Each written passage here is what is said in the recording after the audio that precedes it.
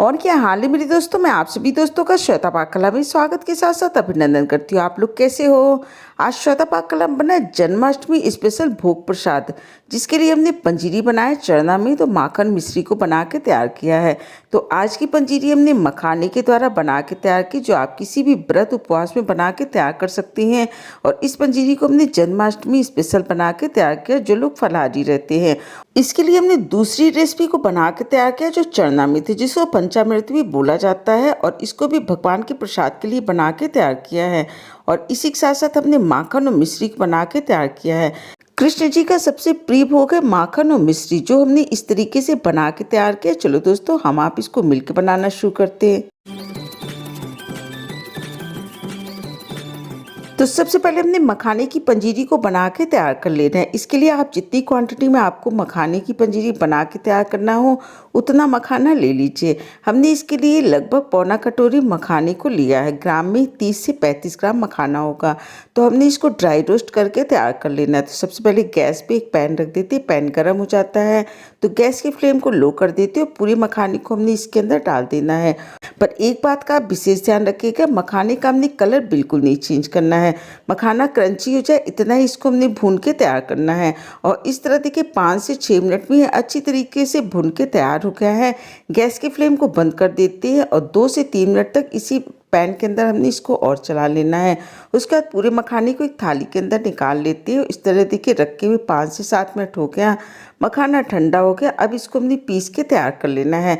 तो इसके लिए हमने एक मिक्सी का जार ले लिया। जार के अंदर पूरे मखाने को डाल देते हैं और ढक्कन लगा के इसका बढ़िया बारीक पाउडर बना के तैयार कर लेते हैं। इस तरीके से देखिए मखाने का पाउडर बनके तैयार हो गया। अब इसके अंदर 1/4 टेबलस्पून देसी घी डाल देते हैं, क्योंकि इसके द्वारा हमने पंजीरी को बना के तैयार करना है। और बाकी सामग्री भी हमने इसी जार के अंदर डाल देनी है। तो 2 टेबलस्पून इसके अंदर हमने नारियल के बुरादे को डाल दिया। आप चाहे तो नारियल के लच्छे को भी इसके अंदर डाल सकते हैं। और साथ ही साथ 3 टेबलस्पून इसके अंदर हमने चीनी डाल दिया। मीठा आप अपने स्वाद के अनुसार कम या ज़्यादा कर सकते हैं। अब इसके अंदर हमने 1/4 टेबलस्पून इलायची के पाउडर को डाल दिया। 3 से 4 पीस इलायची को दरदरा कूट के तैयार किया था। एक बार ढक्कन लगा के कुछ सेकंड के लिए इसको चला लेते। इस तरीके से देखिए मखाने की पंजीरी बनके तैयार हो गई। अब इसके अंदर थोड़े से ड्राई फ्रूट को डाल देते हो। तो पहले पंजीरी को हमने एक बड़ी सी बोल के अंदर निकाल के रख लेना है। इसके अंदर हमने पंचमेवा को डाल देना। जब भी आप पंजीरी बना के तैयार करते होंगे तो उसके अंदर पंचमेवा जरूर डालिए। हमने काजू बादाम मखाना किशमिश और चिरौंजी लिया है। आप इसके अंदर अखरोट डाल सकते हैं, पिस्ता डाल लीजिए, गरी डाल लीजिए, फिर छुआरा डाल लीजिए। और या फिर इन सारे ड्राई फ्रूट्स को आप छोटे टुकड़ों में भी कट करके तैयार कर सकते हैं। हमने इनको इसी तरीके से इसके अंदर यूज़ किया है। और इन सारे ड्राई फ्रूट्स को इसके अंदर हमने डाल देना है। डालने के बाद इसको अच्छी तरीके से मखाने की पंजीरी के अंदर मिला लेते हैं। और देखिए इस तरह मखाने की हेल्दी और टेस्टी पंजीरी बनके तैयार होगी, जो आप किसी भी व्रत उपवास में बना के भोग प्रसाद के लिए तैयार कर सकते हैं। इसके ऊपर हमने तुलसी दल रख दिया। प्रसाद के लिए पंजीरी तैयार है। अब हमने दूसरी रेसिपी को बना के तैयार कर लेना है, जो चरणामृत है। यदि आप नारायण की, लक्ष्मी नारायण या फिर कृष्ण जी की पूजा करते हो तो चरणामृत को जरूर बना के तैयार किया जाता है। और इस चरणामृत को बनाने के लिए हमने एक बड़ा सा बर्तन ले लिया। इसके अंदर 1 कटोरी दही को निकाल लेते हैं। जो गाय के दूध के द्वारा तैयार दही है, वजन में लगभग 100 से 125 ग्राम के करीब दही होगी। और इसके अंदर हमने 1 टेबलस्पून गाय का देसी घी डाल दिया, जो हमने घर में बना के तैयार किया था। अब इसके अंदर 1 टेबलस्पून हमने शहद को डाल देना है। अब इसके अंदर लगभग 25 ml के करीब हमने गाय के दूध को डाल दिया है। तो इसके अंदर हमने जो देसी घी और दही भी यूज़ किया है वो गाय के दूध के द्वारा तैयार है।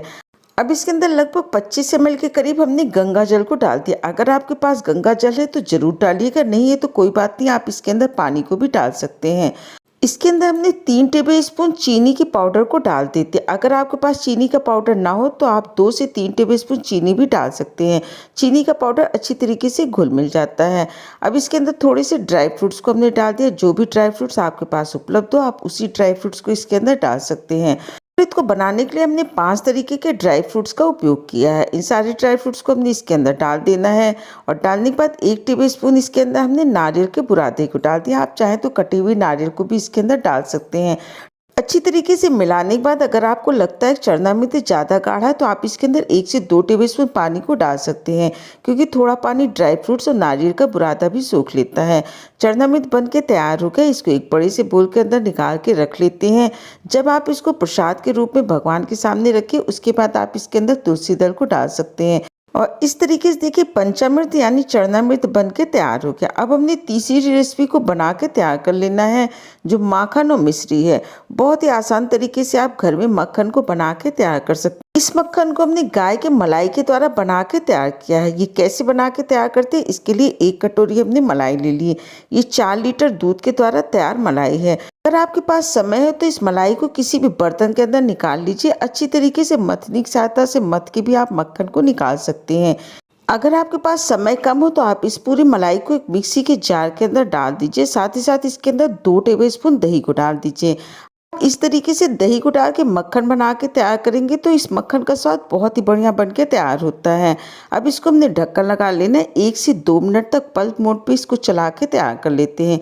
इस तरीके से देखिए तैयार हो गया। अब इसके अंदर थोड़े से हमने आइस क्यूब को डाल देना है, जिससे मक्खन फटाफट निकल जाता है।